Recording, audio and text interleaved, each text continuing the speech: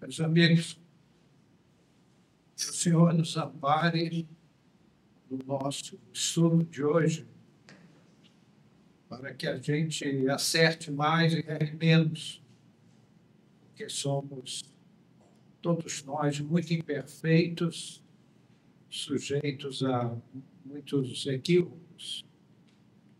Não pretendemos perfeição, pretendemos fazer o melhor possível dentro de um esforço sincero. O Evangelho de João, no seu capítulo 14, há uma expressão do Cristo para nós meditarmos um pouco sobre ela. Diz o texto: o Espírito da verdade vos ensinará todas as coisas. E nós entendemos essa mensagem como abordando uma das missões mais importantes da doutrina espírita, que é o ensinamento, é o esclarecimento, ou, em outros termos, consolar pelo esclarecimento. Uma pessoa, por exemplo, que vive um sofrimento e não sabe o termo desse sofrimento, há de se sentir numa situação de sofrimento eterno, porque não sabe que aquilo vai passar um dia. Não sabe que todos nós, sem exceção, estamos sob a tutela, o patrocínio de espíritos, amigos muito esclarecidos que vieram por nós. Então, nós não somos um acidente biológico no mundo. Nós somos filhos de Deus, criados por Ele para vivermos toda a eternidade.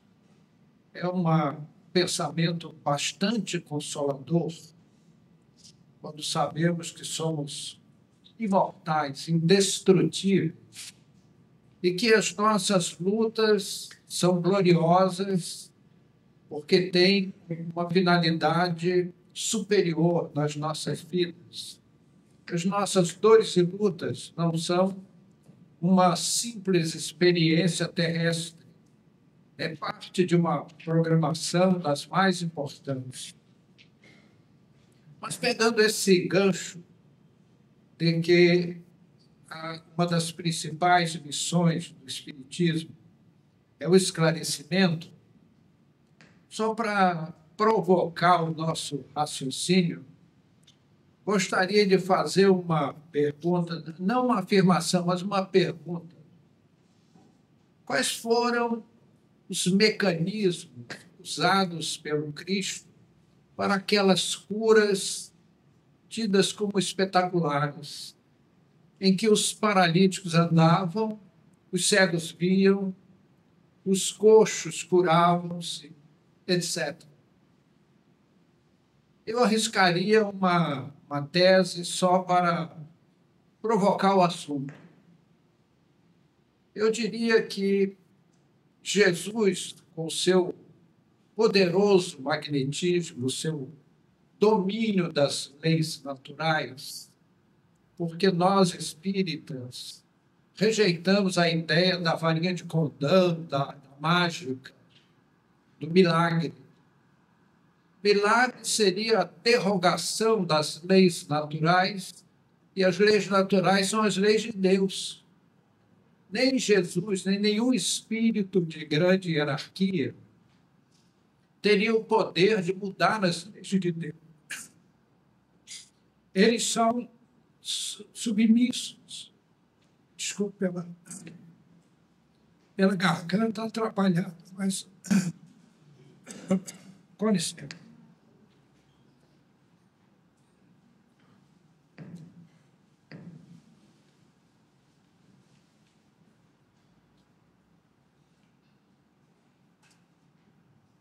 Pronto.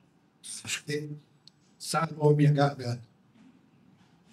Mesmo os grandes espíritos, eles são submissos às leis naturais, que são as leis de Deus. Então, quais foram os mecanismos naturais que Jesus usou para aquelas curas? Vou aventar uma hipótese, arriscar uma opinião. Com seu poderoso magnetismo, Jesus dinamizou as células-tronco que aqueles beneficiários, as células-troncos adultas, já existiam naqueles que foram curados. E ele, com seu magnetismo poderoso, seus conhecimentos científicos, técnicos, fez aquelas células produzirem aqueles efeitos. Como hoje estamos engatinhando, aprendendo a fazer isso. Por exemplo, um pedreiro, quando ele constrói um edifício, ele usa os tijolos. Então, o tijolo é aquela peça que, com argamassa, ele vai montando as paredes, os muros, toda aquela alvenaria que ele está trabalhando. A nossa edificação corporal obedece a uma experiência parecida com essa. O pedreiro usa o projeto do arquiteto para plasmar o edifício. Da nossa organização física, nós também obedecemos a um projeto técnico que é elaborado pelos espíritos especializados, técnicos, especializados nas programações físicas na Terra. Toda colônia de um certo nível para cima, elas possuem um departamento em que são feitos esses mapas, essas planilhas. Elas parecem grafadas em sinais, em termos irreconhecíveis para nós. Aquilo parece escrito em chinês, mas os mentores leem aquilo com uma facilidade assim, humilhante para nós. Aquilo parece grego para nós. Para eles, é uma linguagem trivial. Isso é o projeto técnico do nosso arcabouço físico. Agora, o espírito, que somos nós, é que é o pedreiro. E os tijolos não são de barro, eles são as células-tronco embrionárias. E a ciência moderna nos mostra a beleza dessas células-tronco, que são capazes, elas são a fonte daqueles tecidos maravilhosos que compõem o nosso organismo, os nossos órgãos, os nossos tecidos, os nossos sistemas. E vão mais longe, elas são capazes de retificar lesões havidas nos tecidos, regenerar órgãos, cicatrizar feridas e uma série de outras funções que nós ficamos assim simplesmente maravilhados. As células tronco-embrionárias, que são em quantidade relativamente pequena, são 100 células a cada embrião, que são criadas 8 dias após a fecundação. Elas são de alta plasticidade, elas são de alta possibilidade de transformação, capazes de criar organismos completos e dos mais complexos, que formam o nosso corpo físico, a nossa estrutura de homens terrestres, para vivermos 80, 100 anos nesse mundo. A gente fica estarrecido com essas maravilhas. O aço mais duro, colocado aí na intempérie, em poucos anos ele se degrada. A nossa pele, que fica aí ao sabor do vento, do sol, da chuva, do suor, do cáustico do nosso suor, mas resiste 80, 100 anos, cobrindo o nosso maior órgão do corpo humano, cobrindo toda a nossa superfície. Então, meus amigos, é assim majestoso o trabalho natural das nossas células embrionárias. As células embrionárias, elas são assim verdadeiras joias da vida natural.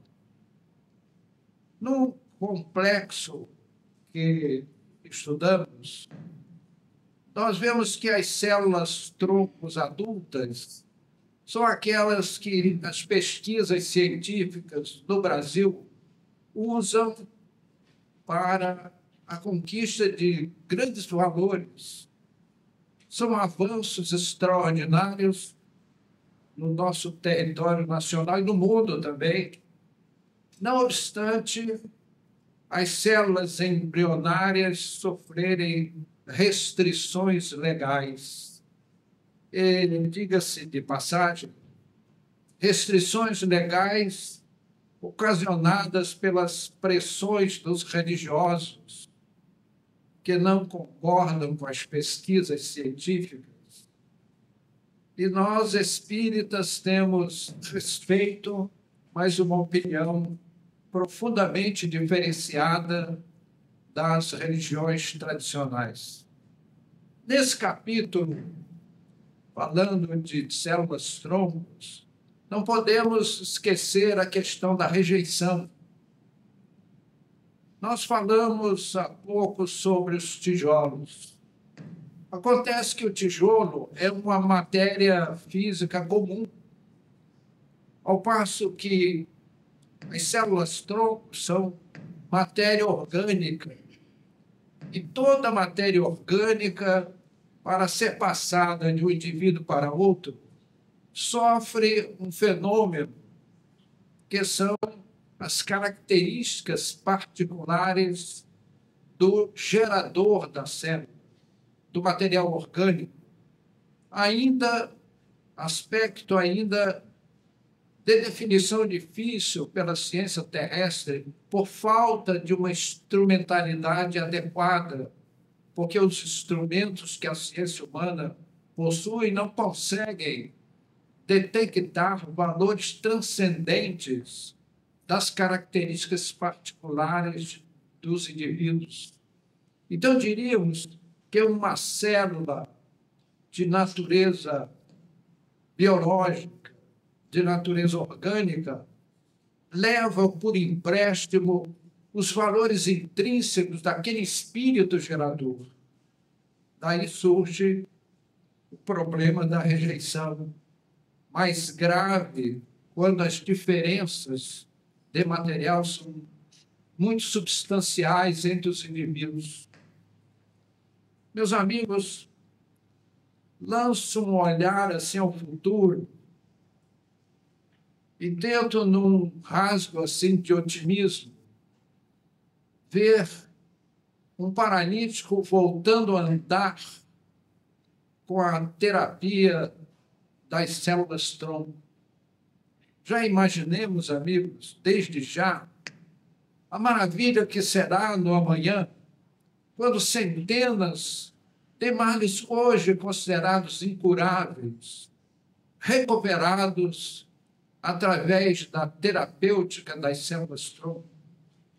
E não é uma fantasia, um arrobo de otimismo da nossa parte, porque já são muitos os sucessos alcançados no nosso mundo com as terapias modernas que vão se desenvolvendo no nosso planeta. Nós entendemos a oposição dos religiosos tradicionais, porque os embriões são sacrificados nesse processo quando eles são ainda num momento de manipulação laboratorial para se tornarem recursos terapêuticos. Então, ficamos assim, compreendendo aqueles que se rebelam. Mas nós olhamos no nosso mundo como as coisas que são dirigidas pelas inteligências espirituais superiores, paralelamente aos laboratórios de pesquisa, vão surgindo esses chamados laboratórios para a fertilização in vitro, para a assistência à procriação com o chamado bebê de proveta, que, diga-se passagem, é um termo bem mal aplicado, porque o bebê não está na proveta, está depois da proveta. Ele na proveta não é um bebê, é apenas uma fecundação in vitro, onde se são juntados materiais reprodutivos naturais para o processo, o início de processo assistido para a internação uterina mais tarde, a nidação, a multiplicação, a cisciparidade, todos os processos biológicos da reprodução. Então, meus amigos, hoje nós já temos grandes progressos nesse setor e nós ficamos, assim, felizes de ver o prosseguimento da ciência vencendo problemas até então insolúveis, trazendo a felicidade, por exemplo, para aqueles casais inférteis que não teriam a possibilidade de ter uma vida, uma reprodução pelos caminhos naturais, convencionais de todos os tempos, que se recebem a assistência desses laboratórios. Então, meus amigos, podemos compreender porque nós, espíritas, conhecemos os princípios gerais da reprodução, da reencarnação, e podemos entender aqueles que ainda não o dominam. Mas o que nós temos dificuldade de aceitar são os religiosos combaterem as próprias leis naturais, porque uma fecundação, uma reprodução in vitro, é um processo absolutamente natural, só que assistido, só que conduzido por aqueles irmãos nossos que reencarnam na Terra, que foram cientistas no mundo espiritual e que se debruçam no mundo terreno para trazer à humanidade os progressos que se fazem necessários. A doutrina espírita, meus amigos, ela cuida mais dos interesses do desenvolvimento moral do homem terrestre, para que ele possa proceder de maneira elevada e a Terra receber cada vez mais essas benesses científicas que ajudarão a afastar do nosso mundo para que as dores, para que a Terra seja não mais aquele mundo de provas e expiações, mas um mundo de regeneração. E a ciência, meus amigos, tem a responsabilidade, através desses missionários que vêm à Terra com o dom da pesquisa, trazendo no seu inconsciente uma diretriz de pesquisa, buscando o bem-estar da humanidade, ideais nobres e superiores que nós espíritas aplaudimos respeitosamente. Foi muito famoso no nosso mundo aquele caso da clonagem da ovelha Dolly. Todo mundo se lembra desse episódio. Naquela clonagem da ovelha Dolly, foram usados 277 embriões. E só um resultou da ovelha Dolly. Os outros 276 fracassaram. Não obtiveram resultado. Por quê? A espiritualidade aproveita todos os ensenos, todas as oportunidades de nos trazerem lições inesquecíveis. Essas 276 experiências, tirando aquela 277, que levou a termo ao vereadório, faltou um item, que foi o elemento espiritual. E assim veio para todos nós, e aqui temos muitas vezes falado do assunto, que no animal existe algo mais que matéria. O seu cachorrinho, ele lhe dá mais amor do que o seu vizinho, às vezes mais amor do que um familiar. Ele passa a ter até o seu sobrenome, de tão seu amigo. É aquele amigo certo, das horas certas, quando você chega assim, massacrado pelas lutas da vida, ele vem, ele faz festinha, balança o rabinho, lambe as suas mãos. É aquele amigo dileto. É o amigo certo das horas certas. E um ser que reage assim, não podemos dizer que ele é só matéria. E o cachorro, ele tem memória, ele tem sentimento, ele tem afeto. Ele morde o desconhecido, mas lambe o dono, demonstrando que é capaz de agredir e é capaz de amar.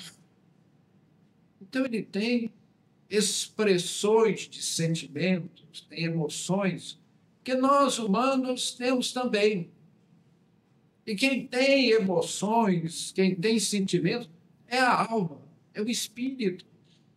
Então, nós batemos nessa tecla de que os animais são espíritos, filhos de Deus, ainda no estágio muito primitivo em relação a nós, homens.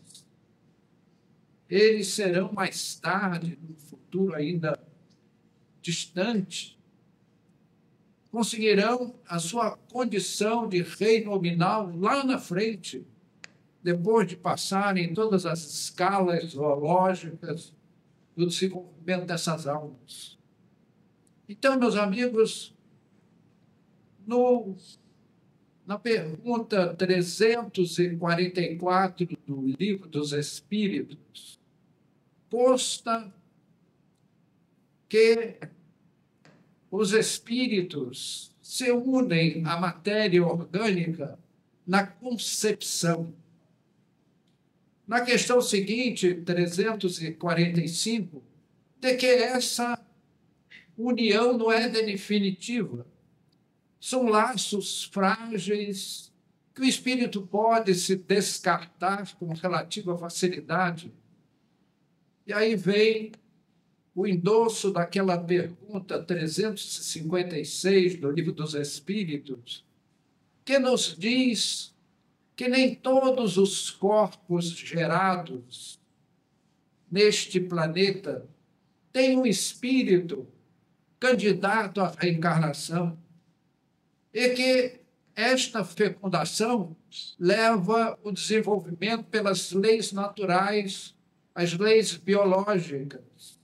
Sem a presença do espírito, é o chamado natimorto. Então, meus amigos, até nesse aspecto, o Livro dos Espíritos vem chamar a nossa atenção como uma verdadeira profecia para esses instantes que vivemos nas experiências das células-tronco. Fala-se da morte dos embriões nas pesquisas científicas.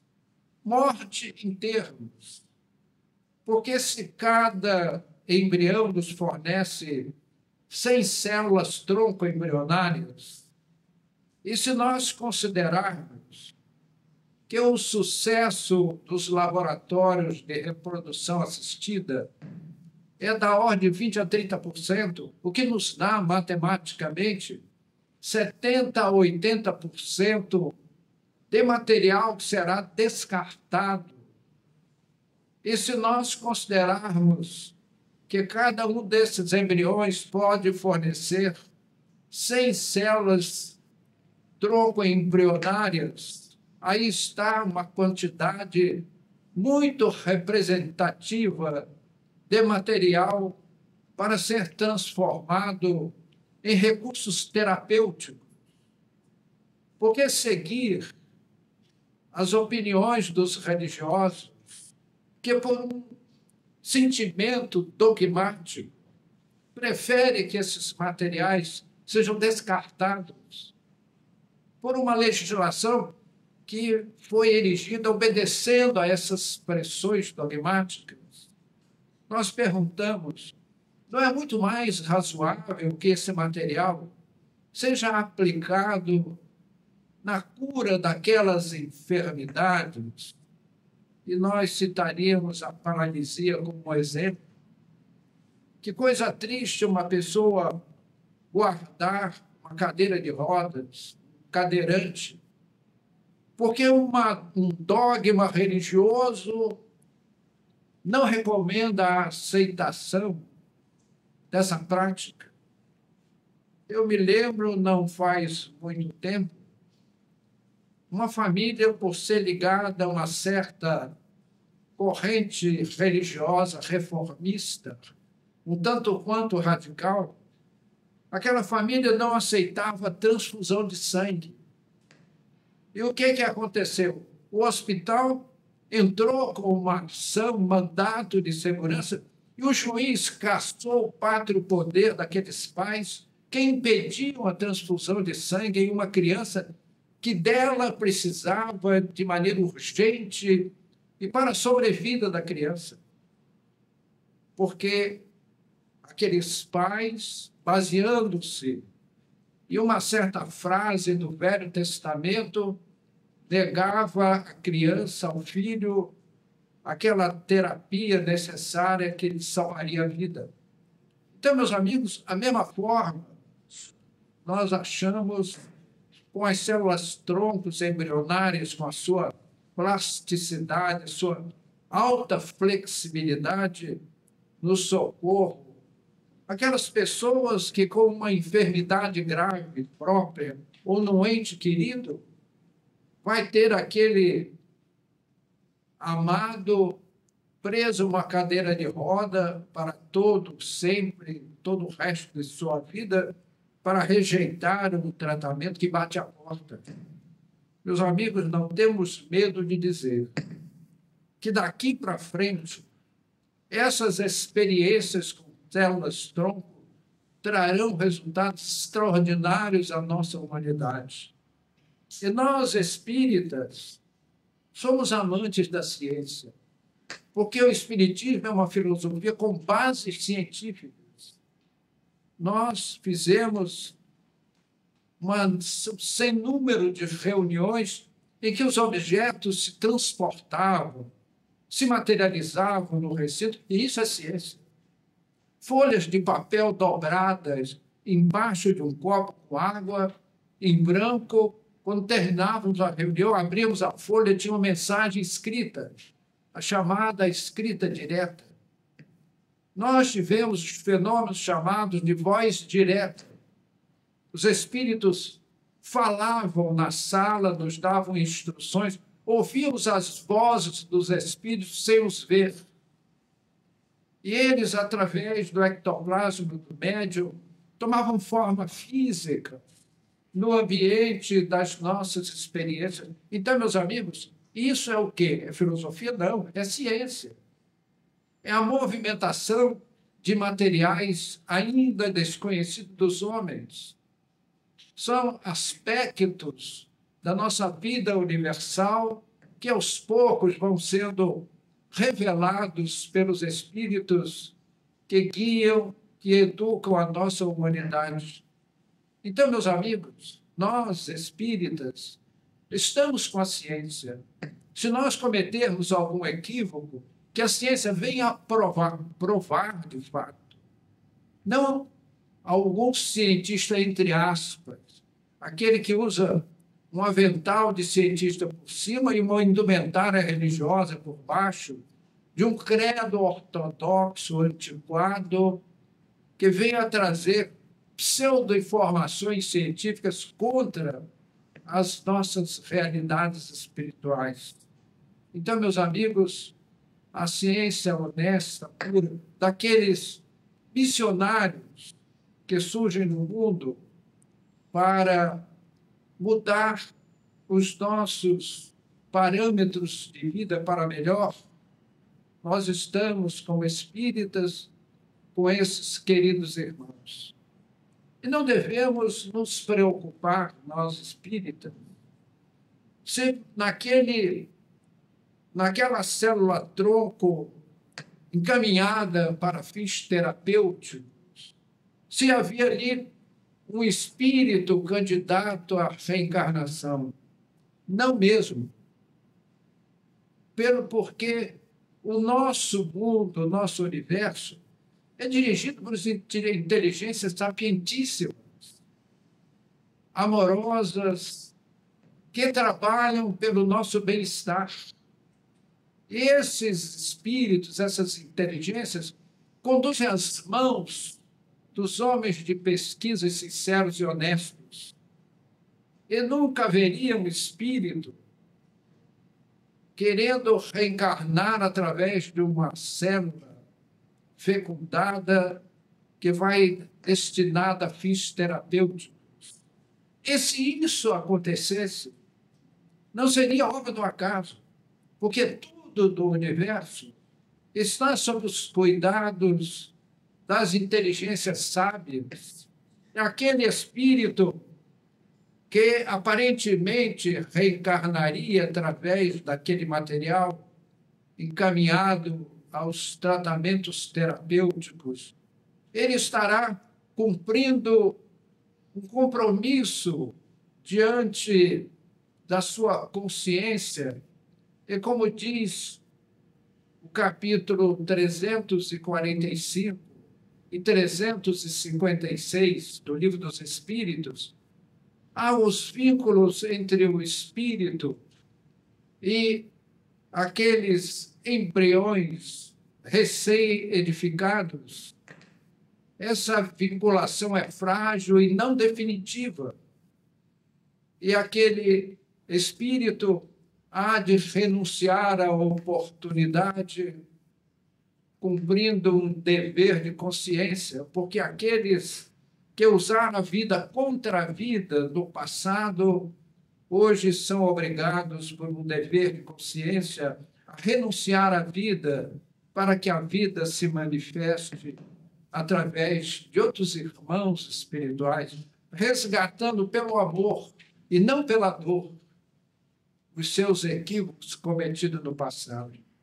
Então, meus amigos, nós espíritas mais velhos somos partidários, defensores dos esforços dos laboratórios e dos homens de ciências honestos e dedicados, verdadeiros missionários, que farão chegar mais para próximo de nós as conquistas, essa terapêutica definitiva do amanhã, que será o uso das células-tronco para o banimento do solo terrestre, das dimensões humanas, uma quantidade muito grande de enfermidades que, pelos métodos tradicionais, são consideradas como incuráveis.